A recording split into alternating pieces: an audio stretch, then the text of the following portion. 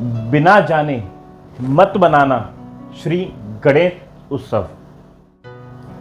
ज्वाला सी उगती है आंखों में जिसके, दिल में तेरा नाम है, परवाही का जिसका आरंभ है, ऐसा है कैसा परिणाम है।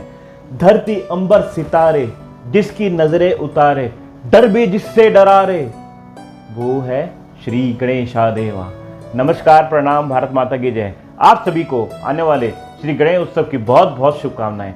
हम सभी गणपति उत्सव उत्साह के साथ बनाते हैं और हम इस चीज़ से अनजान हैं कि गणपति उत्सव क्यों मनाया जाता है। वीडियो में मैं पूरा बताऊंगा।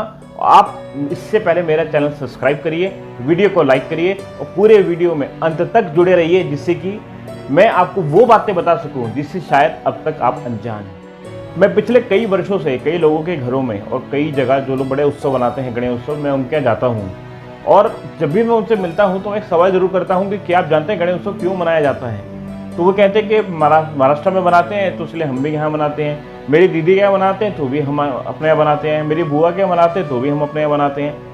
मैं उनके भाव का आदर करता हूँ क्योंकि आपकी भक्ति इतनी शुद्ध है कि बिना कुछ जाने भी आपने गणपति जी का ऐसा स्वागत किया और इतने उत्साह के साथ इस पर्व को बनाया कि सभी मोहित हो गए। लेकिन सत्य तो ये है कि किसी को मानने से पहले उसको जानना बहुत ही आवश्यक है और किसी को जानने के लिए उसके बारे में कुछ जरूरी जानकारी होना बहुत आवश्यक है। इसीलिए अभी जो आपकी भक्ति है, अभी जो आप उत्सव बना रहे हैं, वो एक प्रभाव में बना रहे हैं और जब आप उस चीज़ को जान जाएंगे तब आप एक भाव के साथ बनाएंगे। आइए इस वीडियो को शुरू करते हैं और बोलते हैं ओम श्री गणेशाय नमः।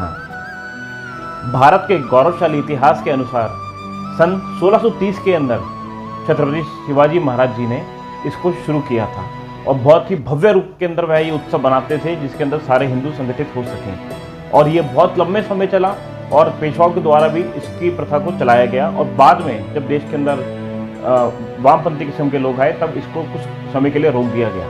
ये रोक दिया गया और उसके बाद ये घरों के अंदर मनने लगा। जब देश के अंदर स्वतंत्रता के लिए लड़ाई लड़ी जा रही थी तब हमारे देश के स्वतंत्रता सेनानी श्री बाल गंगाधर तिलक, एक ऐसा नाम जिससे अंग्रेज भी घबराते थे, द फादर ऑफ अनरस्ट इंडिया उनको कहा जाता था क्योंकि उन्होंने वो करके दिखाया जो कोई ना कर सका। एक समय बाल गंगाधर तिलक जी समुद्र के किनारे महाराष्ट्र में मुंबई में खड़े हुए थे। तब वह विचार कर रहे थे कि कैसे हम भारत के लोगों को संगठित कर सकते हैं क्योंकि लोग जातियों में बटे हुए थे, संगठित हो नहीं पा रहे थे। अंग्रेजों ने ऐसा विभाजन कर रखा था सबके अंदर कि वह चाह के भी संगठित नहीं हो पा रहे थे। तब उनको याद आया कि इन दोनों श्री गणेश उत्सव मनाया जाता है। गणेश उत्सव मनाया जाता है, इसी प्रथा को उन्होंने कहा कि इसको हम पंडाल के रूप में करेंगे, बड़े रूप में करेंगे। वह प्रथा उन्होंने 1893 में शुरू करी और वह अभी तक महाराष्ट्र से शुरू हुई, पूरे देश नहीं आज विदेशों में भी मनाई जाती है। तो हमको इसका श्रेय छत्रपति शिवाजी महाराज और बाल गंगाधर तिलक जी को भी देना चाहिए। अब हम शुरू करते हैं। जो मैंने कहा था इंपॉर्टेंट बात बताऊंगा कि क्यों मनाया जाता है। अभी तक तो ये था कि कैसे मनाया जाता है। महाभारत को लिखने के लिए महर्षि श्री वेदव्यास जी को किसी ऐसे व्यक्ति की जरूरत थी जो ये काम कर सके और पूरी निष्ठा के साथ कर सके। वह गणेश जी के पास गए, उन्होंने इसका आग्रह करा। उन्होंने संत के बात वह कैसे टाल सकते थे। श्री गणेश जी ने कहा ठीक है महाराज, मैं महाभारत लिखूंगा लेकिन मेरी शर्त है। वो बोले क्या? कह रहे कि आप बोलते जाएंगे और मैं लिखता जाऊंगा और आप इसका उच्चारण रोकेंगे नहीं, कुछ भी हो जाए उसको उच्चारण रोकेंगे नहीं। महर्षि वेदव्यास जी ने कहा ठीक है गणेश, ऐसा ही होगा।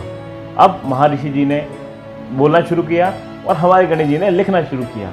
हमारे गणेश जी जो संकल्प ले लें वह करके रहते हैं। उस समय जब वह लिख रहे थे तो लिखते लिखते लिखते लिखते उनकी जो पेन है वह टूट गया।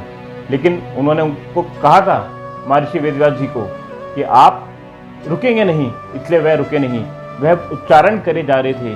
गणपति जी उनसे यही नहीं कह पाए कि आप रुकिए, मैं दूसरे पेन लेके आता हूँ। तभी उन्होंने श्री गणपति जी ने अपना एक दांत तोड़ा और दांत से उन्होंने सीधा वह लिखना, शाही में डुबो के लिखना शुरू करा। तभी श्री गणेश जी को एक दंत कहा जाता है। और श्री गणेश जी ने 10 दिन लगे उनको ये पूरी महाभारत लिखने के अंदर। 10 दिन तक उन्होंने लिखी और एक ऐसा ग्रंथ लिखा जो आज पूरे विश्व के सभी लोगों को सत्य असत्य की परिभाषा समझाता है।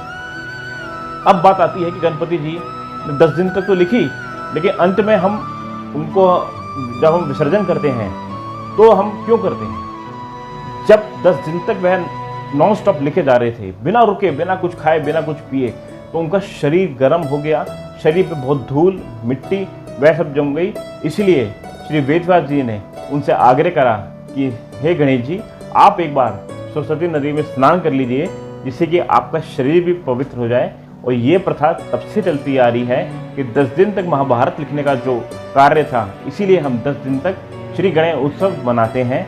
हमको जो इम्पोर्टेंट बात है वो मैं बताने जा रहा हूँ। हमको श्री गणेश जी से एक सीख लेनी चाहिए कि जो संकल्प ले लिया, उसके बाद उन्होंने नहीं सोचा कि मेरे पास पेन नहीं है, मैं क्या करूँ। उसी समय उन्होंने जो वह कर सकते थे वे किया।